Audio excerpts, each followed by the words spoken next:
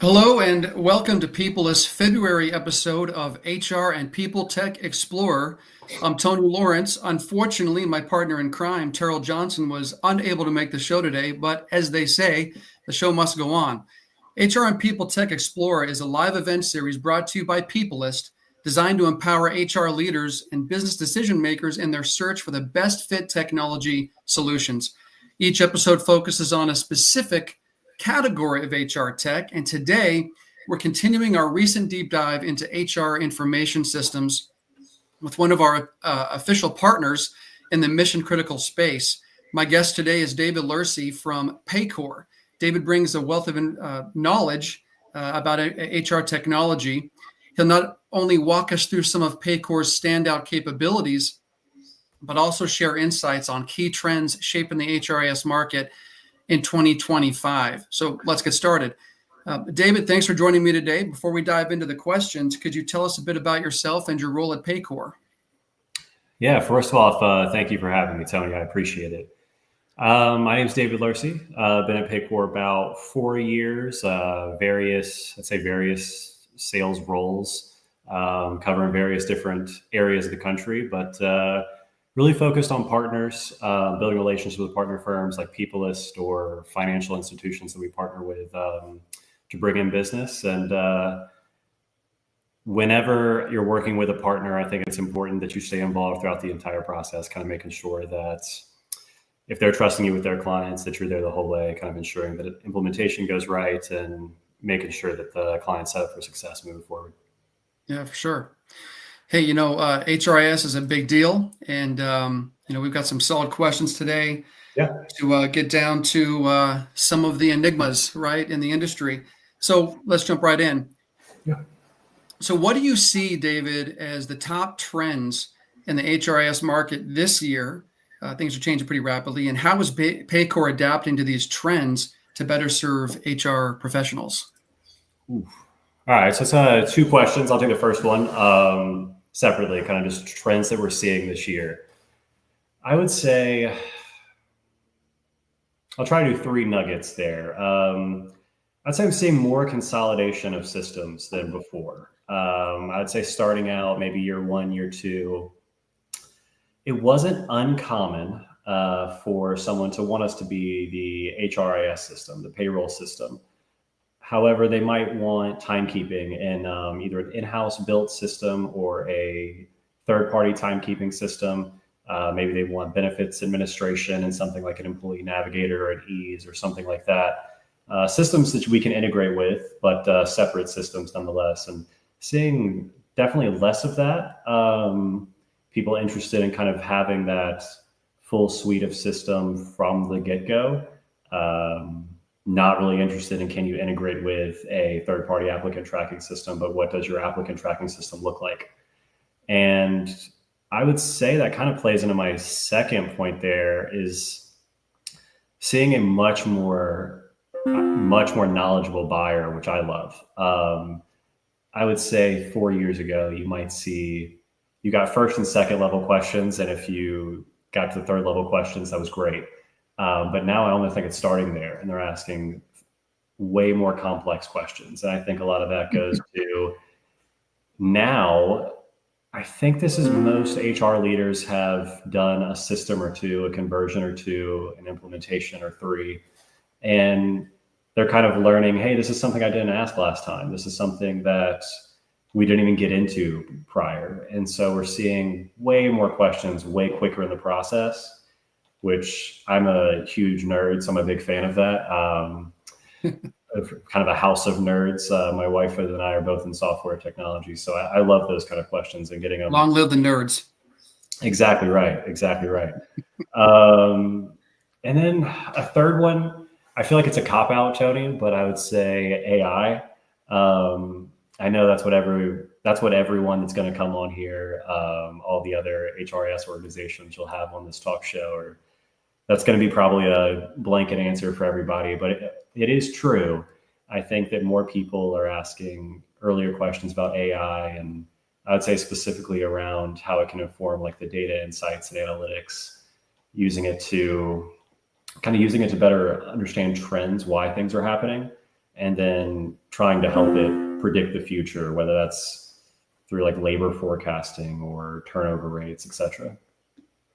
Yeah, it's funny. I always run polls in the HR groups. I like doing Yeah, that. I see. Yeah, I try to participate on the ones that I see for the record, but yeah, I appreciate that. We get a lot of responses. It's funny because I ran the specific poll last year about AI, and if people were excited about adopting it, it was like, are you looking forward to it, or are you being forced to do it, or you want to do it? And it was like, oh my gosh, we're being forced. It's freaking me out. Terminator 2, like the robots are going to take over the world.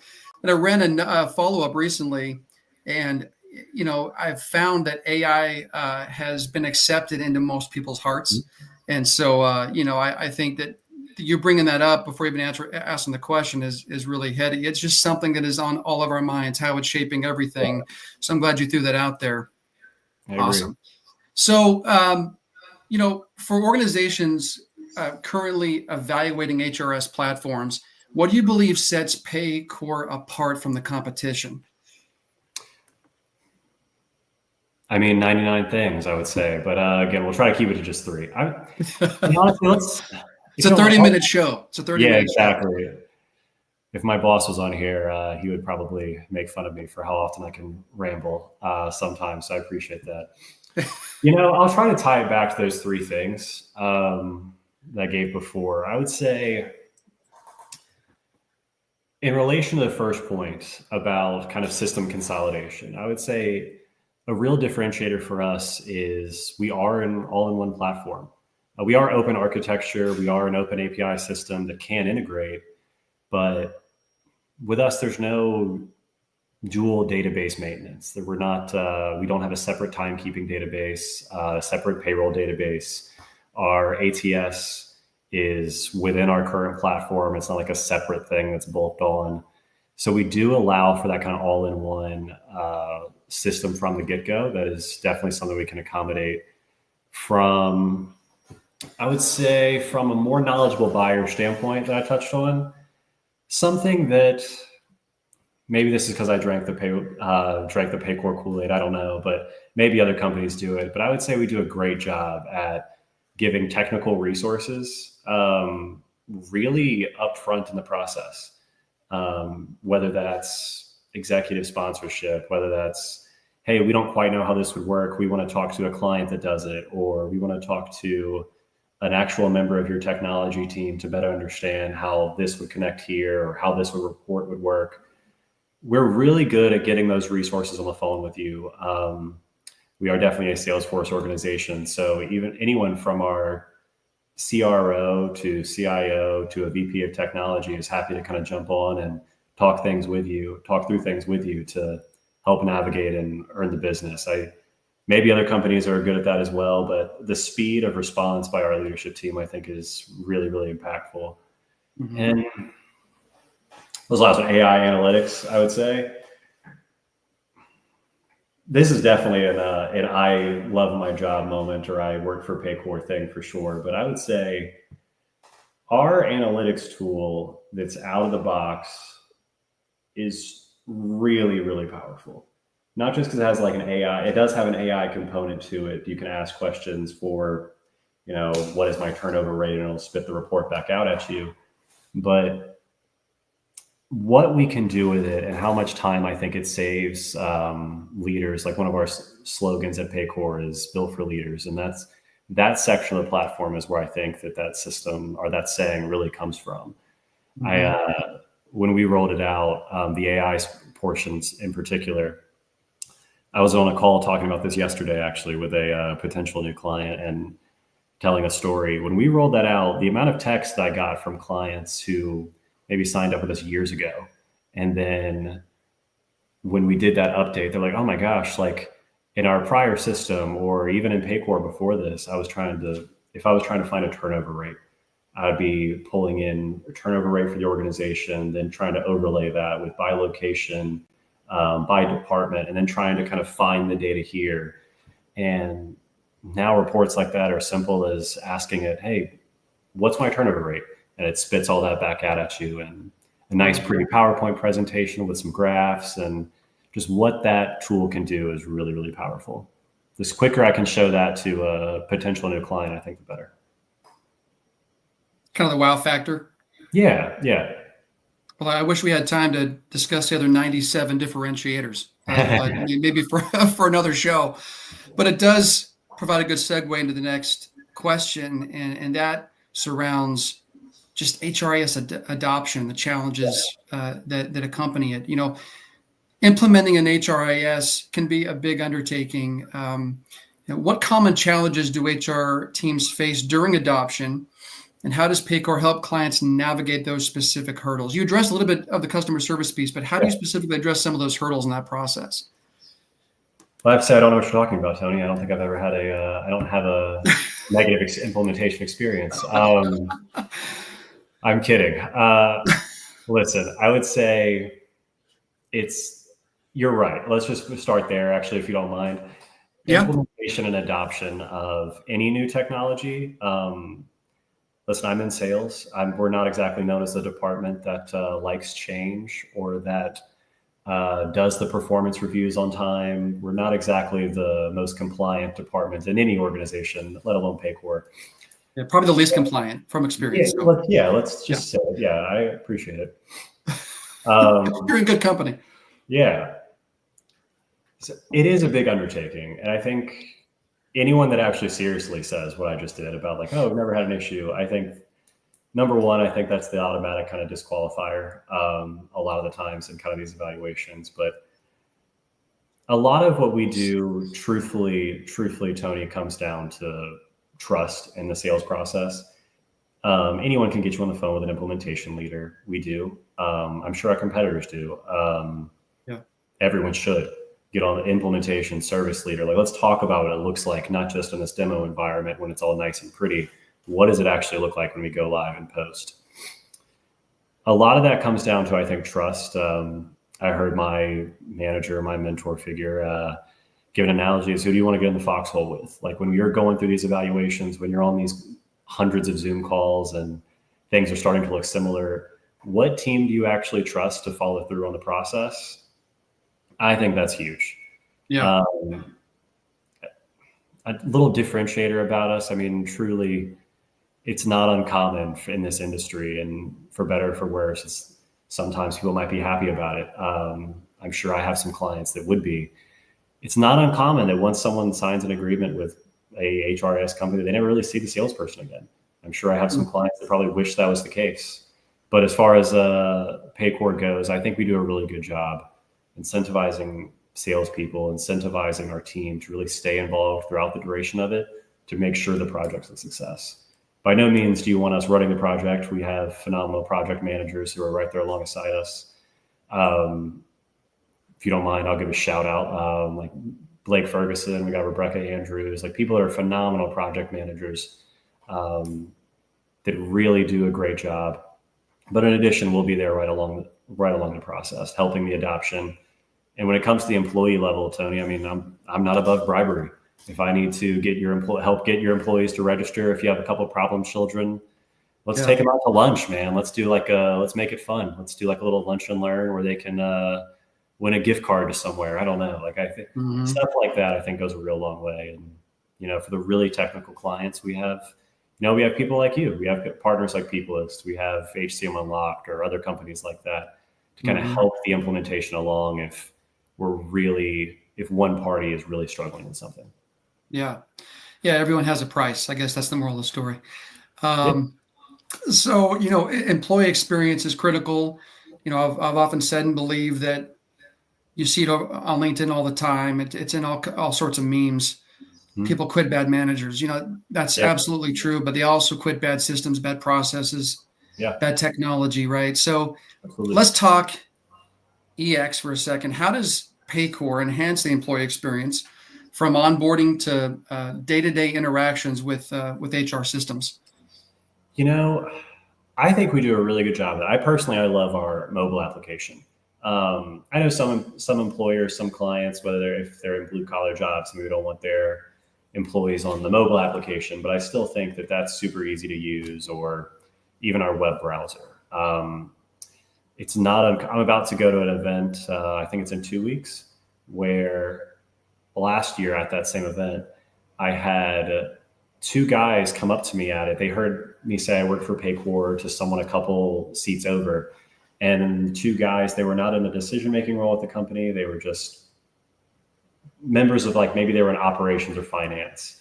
At one of our clients, they leaned over and said, "Hey man, love the app." I'm not going to say who they were with before. They're like, "Love this. I love the app specifically. It's so easy to use." And I think that's a huge component to it. When something's easy to use, I feel like you're halfway there.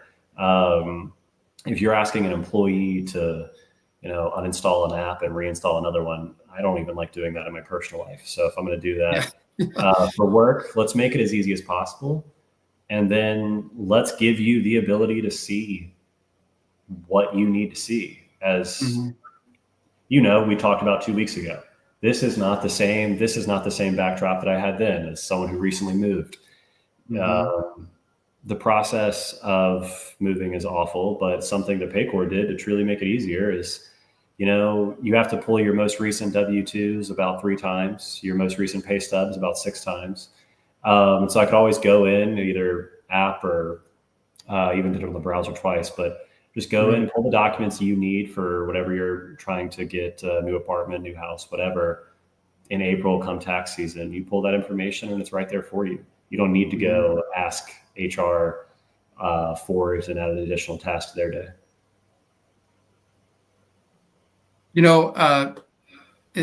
So you moved. Congratulations. Is that what you said? You moved? Yeah. Mm-hmm. Okay. Well, congratulations. Funny for those viewing, you might think that David is in the Peoplyst cafe, but he's not. Our walls, the matching walls, are complete coincidence. Just so you know. Funny about that, actually, Tony. So we might hang on a little bit longer. I'm trying to convince my wife to keep this wall color. Okay. It's fighting an uphill battle, man. It's a hard sell, but we'll see. She's not into beige, huh? It's like a weird grayish color. I don't know. I kind of like it, but I don't make those decisions. Yeah, I got to choose your battles.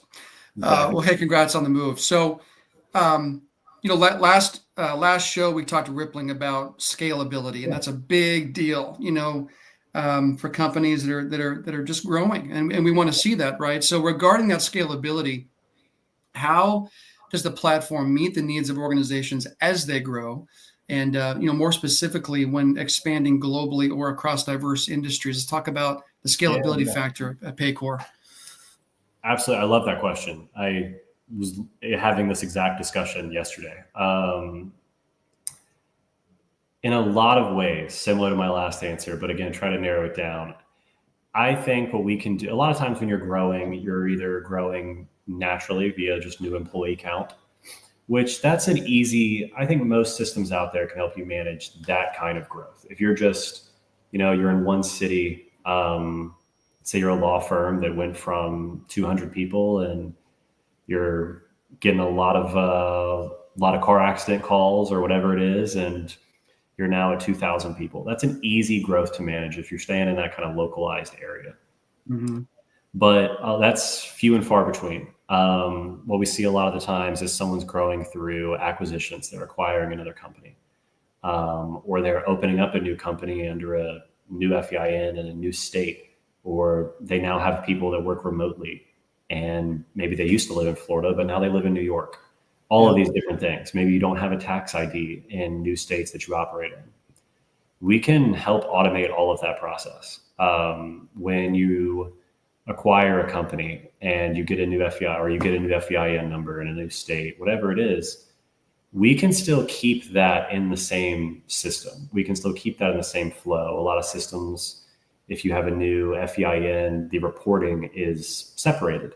We can do it both ways. If you want to report on one company ID or all company IDs, or a combination of 2 or 3, whatever it is, we allow for that kind of flexibility. We make that super, super easy with a drop-down menu. And the tax automation thing is, I think, probably the number one question we get about scalability. As you grow, you start to do business in more and more states, and the tax registration process isn't exactly the easiest, and we can handle that for you. You don't need to worry about it. We were founded in Cincinnati. The story goes, legend or whatever is that part of the reason for that was to kind of brag that we could automate the tax process.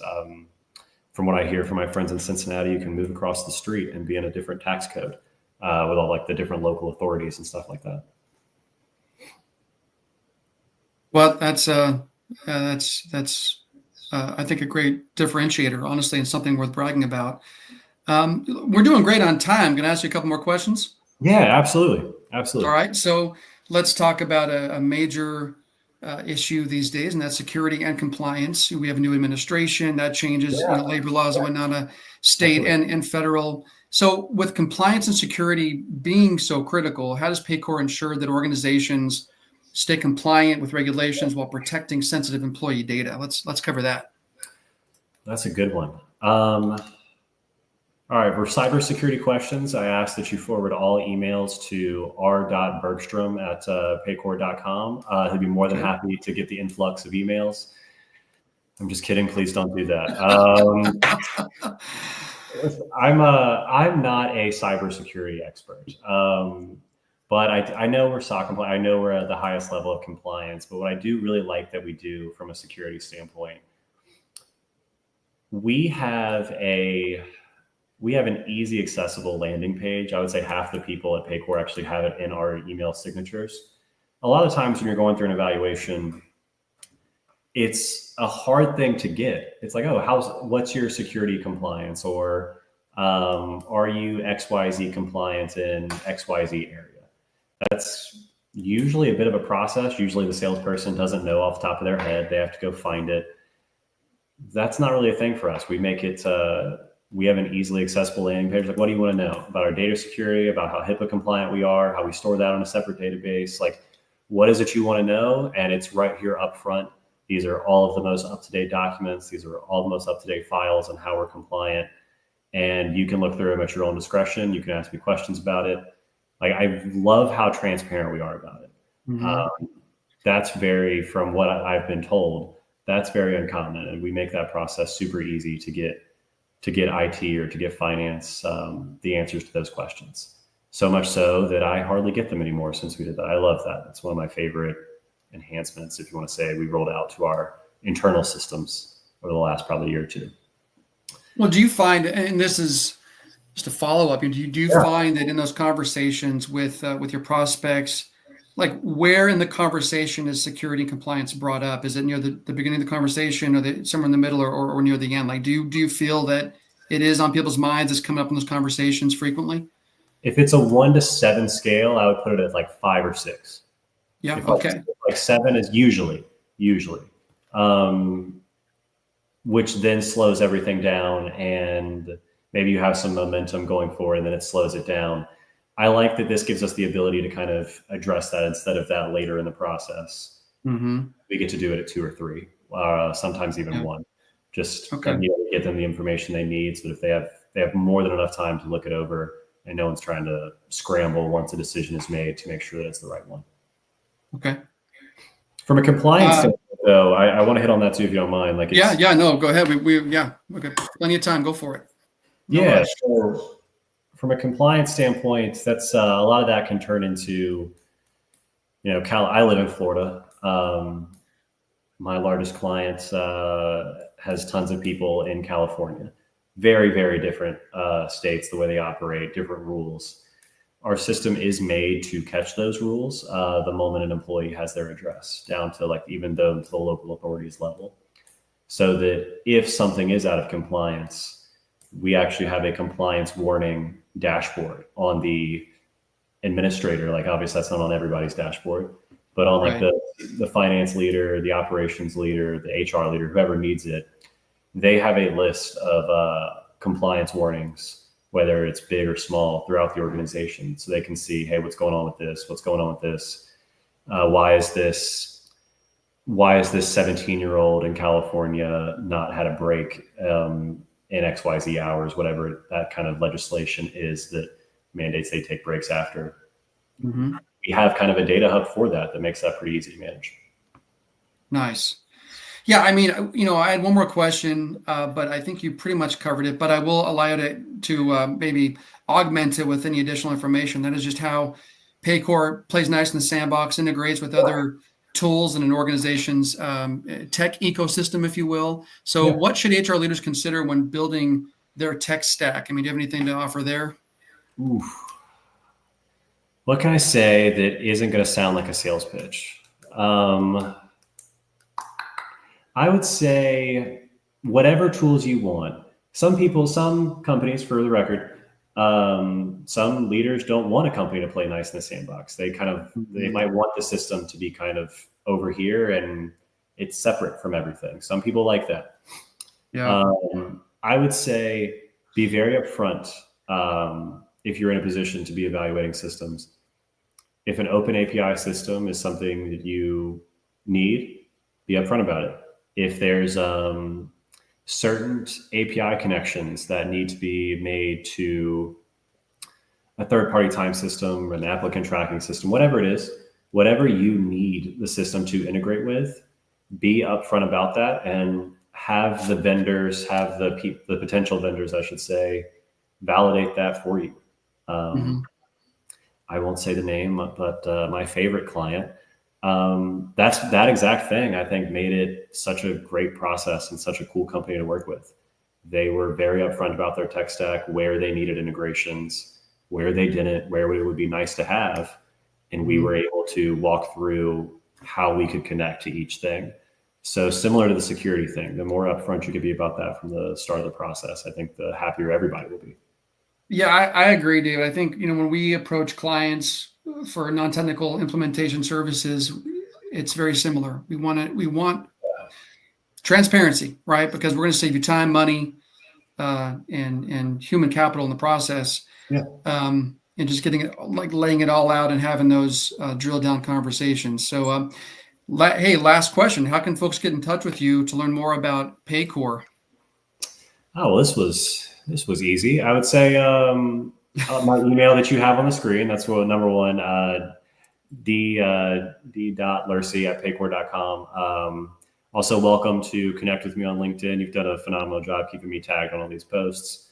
I will accept it. I think I check my LinkedIn messages more so than maybe anything else. If you were asking my mom, and then, that's really the best ways. Awesome. I'm looking forward to hearing from him. Well, hey, David, this has been awesome. I appreciate you sharing your insights and your expertise today with me, with our viewers. It's been a pleasure learning about Paycor's capabilities and exploring some of the broader trends shaping HR tech. Great job. To everyone who joined, thank you for your time as well. We hope you found today's discussion valuable and walked away with actionable insights to enhance your own people strategy. And maybe, David, maybe we've put Paycor on the short list through the conversation. I hope so. If you're considering an implementation partner, or if you have other people problems that you need to solve, I'd love to connect with you. Feel free to reach out to me directly here on LinkedIn or at tony.lawrence@peoplyst.com. I would love to listen to your specific people problems. Perhaps we can solve them together. We'll see you in March for the next episode of HR and PeopleTech Explorer, brought to you by Peoplyst with our good friends at Paylocity. So enjoy the rest of your day. David, thanks so much. All the best. We'll talk soon, my friend. Thank you. Thank you.